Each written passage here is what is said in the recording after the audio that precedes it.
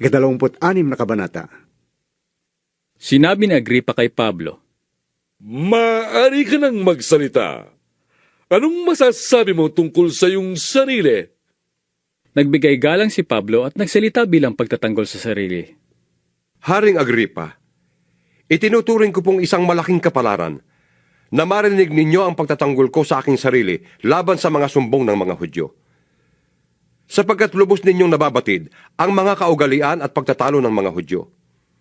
Kaya tinihiling ko pong pagtiyagaan ninyo kung pakinggan.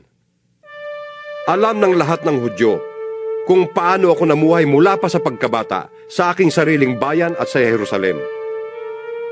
Matagal na nilang alam at sila na makapagpapatotoo kung kanilang iibigin na namuhay ako bilang kaanib ng pinakamahigpit na sekta ng aming relihiyon, ang sekta ng mga Pariseo. At ngayon nililitis ako dahil sa aking pag-asa sa pangako ng Diyos sa aming mga ninuno. Ang pangako rin yan ang inaasahan ng aming 12 lipi, kaya't sila'y taimtim na sumasamba sa Diyos gabit araw. At dahil sa pag-asa rin ito, Haring Agripa, ako'y isinakdal ng mga Hudyo. Bakit hindi mapaniwalaan ng mga naririto na maaaring buhaying muli ng Diyos ang mga patay? Akala ko rin noong una dapat kong gawin ang lahat ng aking magagawa laban sa pangalan ni Jesus na taga Nazaret. At ganoon nga ang ginawa ko sa Jerusalem. Maraming Kristiyano ang aking ipinabilanggo patay sa kapangyarihang kaloob sa akin ng mga punong pari ng mga Hudyo. At nang sila'y hatulan ng kamatayan, isa ako sa mga humatol. Pinupuntahan ko ang bawat sinagoga, at sino man sa kanilang abutang ko roon ay pinaparusahan ko upang piliting magsalita laban kay Jesus. Sa tindi ng puot ko'y pinag-uusig ko sila kahit sa mga lungsod sa ibang bansa. Yan ang layunin ng pagpunta ko sa Damasco, taglay ang kapangyarihan at pahintulot ng mga punong pari. Nang katanghaliang tapat, habang kami naglalakbay, nakita ko, Haring Agripa, ang isang matinding liwanag mula sa langit. Ito'y maliwanag pa kaysa sa araw. Nakakasilaw ang liwanag sa paligid naming magkakasama. Kaming lahat ay natumba sa lupa. At narinig ko ang isang tinig na nagsabi sa akin sa wikang Hebreo, Saulo, Saulo, bakit mo ko pinag-uusig? Ikaw na rin ang masasaktan sa ginagawa mong yan. Para kang sumisipa sa tulis. At itinanong ko, sino po kayo, Panginoon? At kanyang sinabi, ako'y si Jesus na iyong pinag-uusig. Tumindig ka. Nagpakita ako sa iyo upang ikaw ay suguin. Magpapatotoo ka tungkol sa nakita mo ngayon at sa ipakikita ko pa sa iyo. Ililigtas kita sa mga tao at sa mga hintil na pupuntahan mo sa ngalan ko. Susuguin kita sa mga taong yon upang imulat ang kanilang mga mata. Ibalik sila sa kaliwanagan mula sa kadiliman. Iligtas sila sa kapangyarihan ni Satanas at ibalik sa Diyos. At sa pamamagitan ng pananampalataya nila sa akin, sila'y patatawarin sa kanilang mga kasalanan at mabibilang sa mga taong pinili ng Diyos. Dahil dito, Haring Agripa, hindi maaaring hindi ko sundin ang pangitaing mula sa langit. Nangaral ako, una sa Damasco, saka sa Jerusalem, at sa buong lupain ng Judea, at gayon din sa mga hintil. Ipinangaral kong dapat silang magsisi at lumapit sa Diyos, at ipakita ang kanilang pagsisisi sa pamamagitan ng mga gawa. Dahil dito'y hinuli ako ng mga Hudyo habang ako'y nasa templo, at ibig nila akong patayin. Ngunit hindi ako pinabayaan ng Diyos. Kaya't ngayon, nakatayo ako rito at nagpapatotoo tungkol sa Kanya sa lahat ng tao.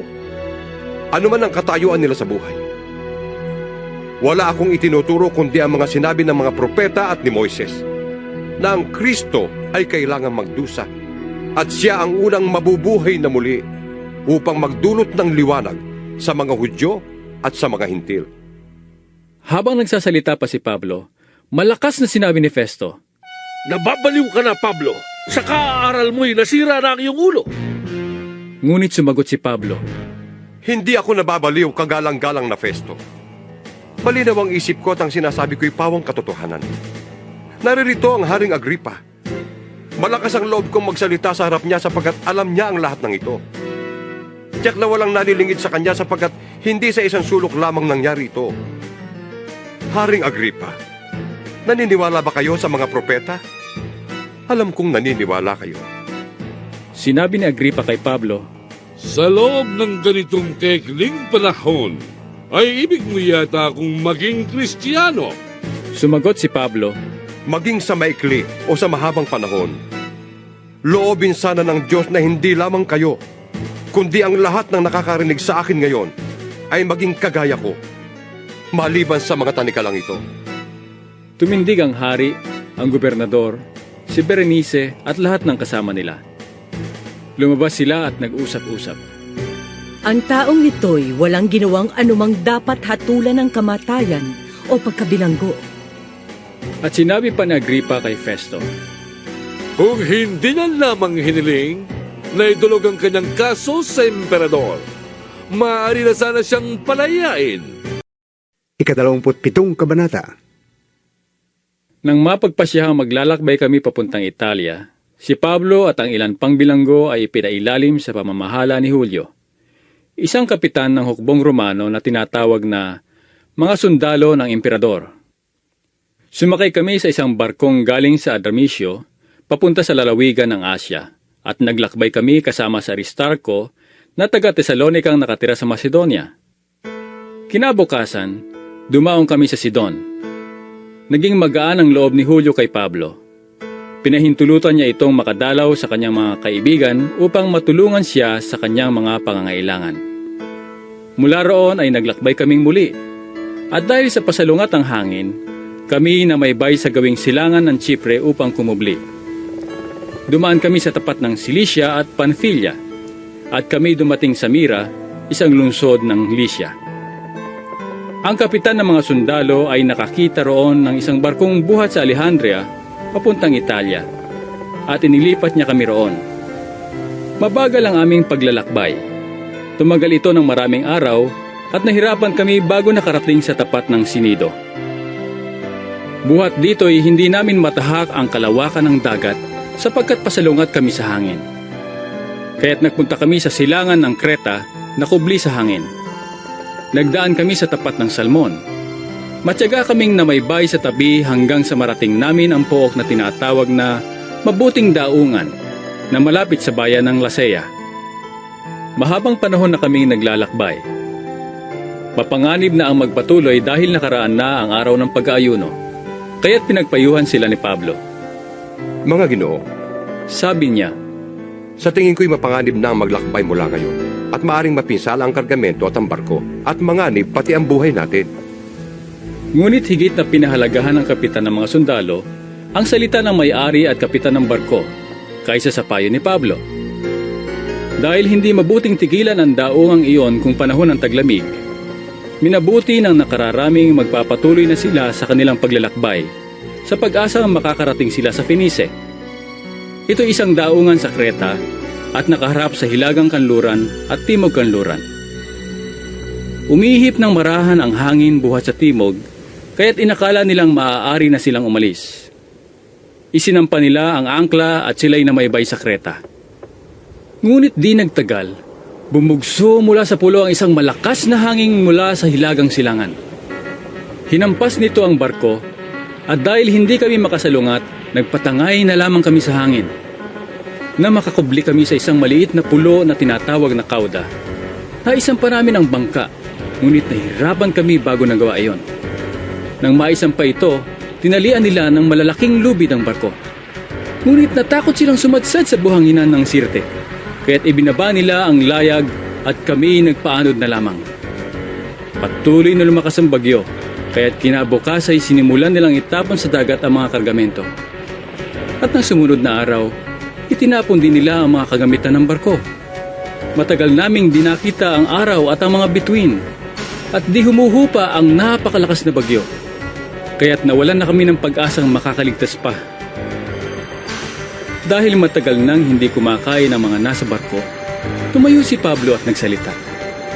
Mga kasama, kung nakinig lamang kayo sa akin at di tayo umalis sa Kreta, hindi sana natin inabot ang ganito. Ito ngayon ang payo ko. Lakasan ninyo ang inyong loob, sapagkat walang mamamatay isa man sa inyo.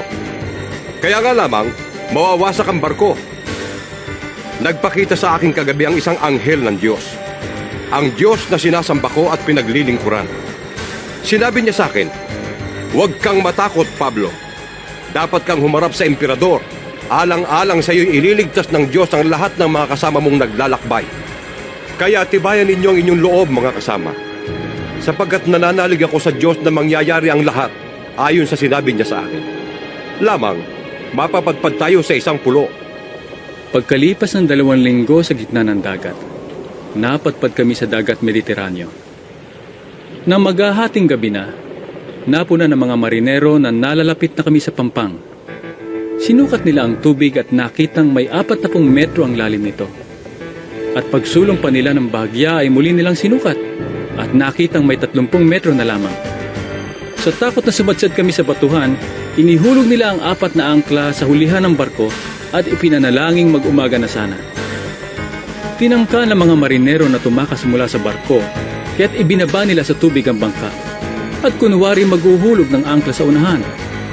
Ngunit sinabi ni Pablo sa kapitan at sa mga sundalo, Kapag hindi nanatili sa barko ang mga taong yan, hindi kayo makakaligtas. Kaya't nilagot ng mga kawal ang lubid ng bangka at hinayaan itong mahulog. Na mag-uumaga na, silang lahat ay hinimok ni Pablong kumain. 14 na araw na ngayon kayo'y hindi kumakain dahil sa pagkabalisa at paghihintay. Kumain na kayo. Kailangan ninyo ito upang kayo'y makaligtas. Hindi maaano ang sino man sa inyo. At pagkasabi nito, kumuha siya ng tinapay at sa harapan ng lahat ay nagpasalamat sa Diyos. Pinagpira-piraso ang tinapay at kumain. Lumakas ang loob ng lahat at sila'y kumain din. Kaming lahat ay 276 na katao. Nang mabusog sila, itinapon nila sa dagat ang kargang trigo upang gumaan ang barko. Nang mag-umaga na, nakatanaw sila ng lupa, ngunit hindi nila alam kung anong lugar iyon. Napansin nila ang isang dalampasigan at binalak nilang igawi doon ang barko kung maaari. Kaya't nilagot nila ang tali ng mga angkla at iniwanan na ito sa dagat.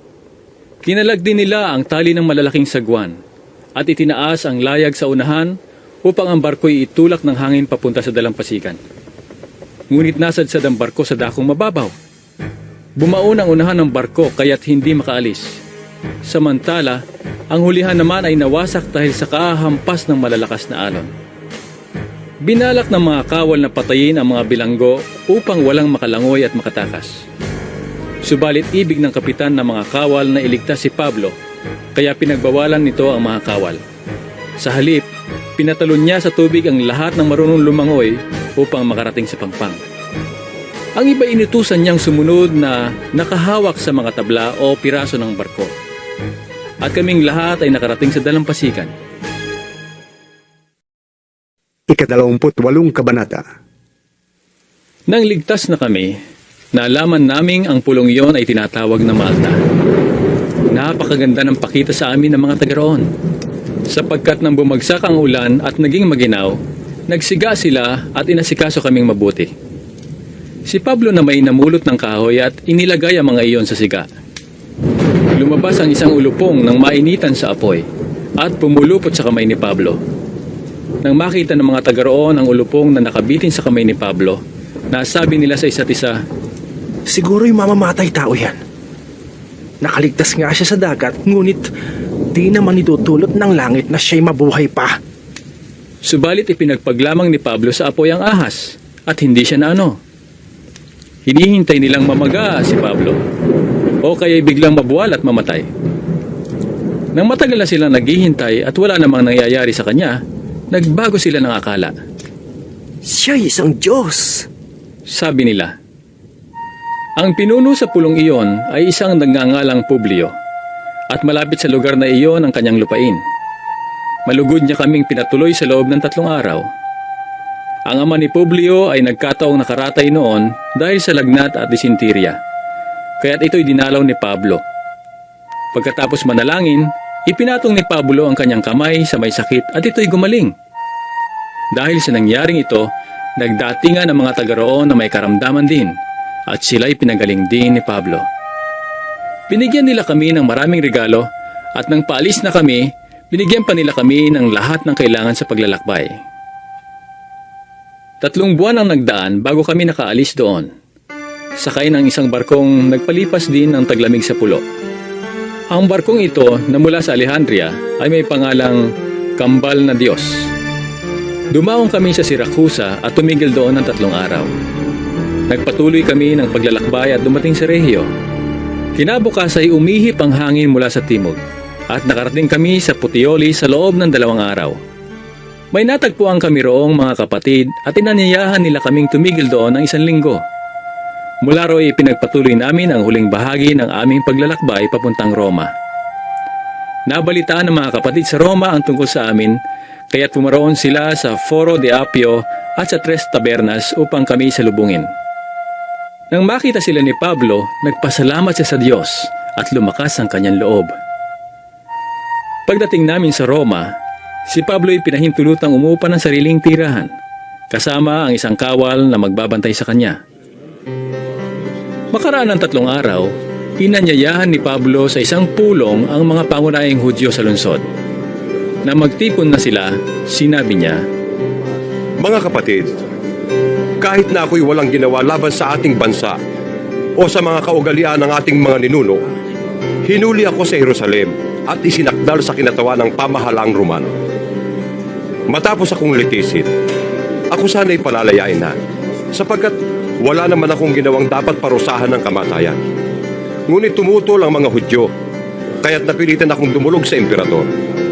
Gayunman, wala akong sakdal laban sa aking mga kababayan. Nakagapos ako ng kadenang ito dahil kay Jesus na siyang pag-asa ng Israel.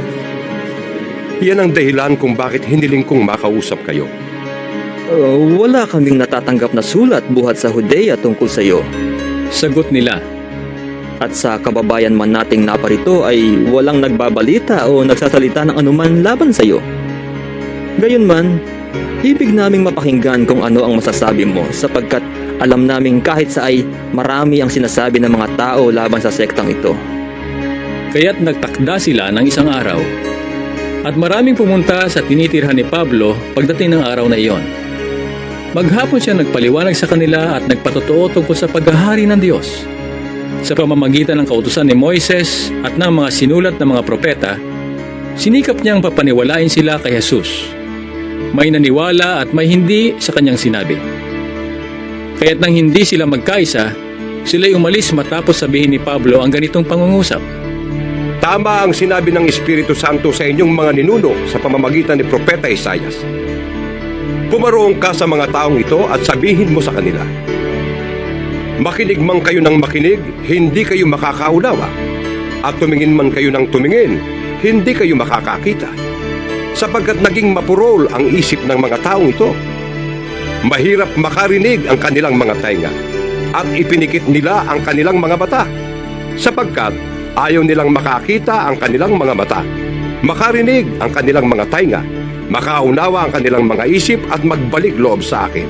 At pagagalingin ko sila, sabi ng Panginoon. Sinabi ni Pablo, Sinasabi ko sa inyo, ipinahayag na sa mga hintil ang kaligtasang ito na mula sa Diyos at diringgin nila ito. humigit kumulang sa 2 taon na si Pablo ay nanirahan sa Roma, sa bahay na kanyang inuupahan at tinatanggap niya ang lahat na pumupunta sa kanya. Siya ay buong tapang at malayang nangangaral tungkol sa paghahari ng Diyos at sa Panginoong Hesukristo.